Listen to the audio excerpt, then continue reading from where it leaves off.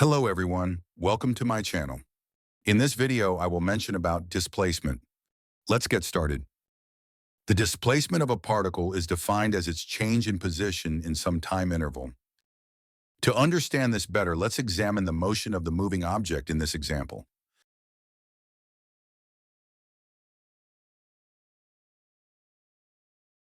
The car moves following the trajectory shown in the figure. The distance traveled during the movement is not the displacement of the mover. For any moving element, the displacement is defined as follows. Displacement is the shortest directional distance between the starting position and the ending position, independent of the distance traveled.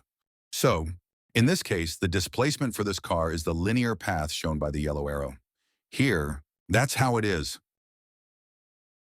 It is very important to recognize the difference between displacement and distance traveled. Distance is the length of a path followed by a particle.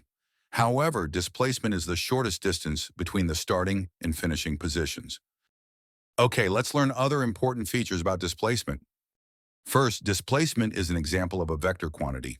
In general, a vector quantity requires the specification of both direction and magnitude. And the direction of displacement is always from the initial position to the final position. Second, the international unit of displacement is the meter. Because displacement represents length, the international unit for length is the meter.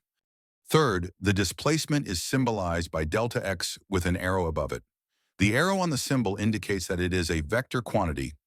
Finally, let's learn how to calculate displacement.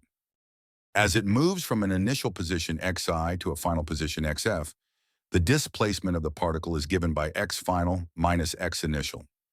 It is used the Greek letter delta to denote the change in a quantity. Therefore, we write the displacement, or change in position, of the particle as displacement equal x final minus x initial. That's all for today, my friends. I hope we've learned this concept clearly. Don't forget to subscribe and leave a comment for more. Goodbye for now.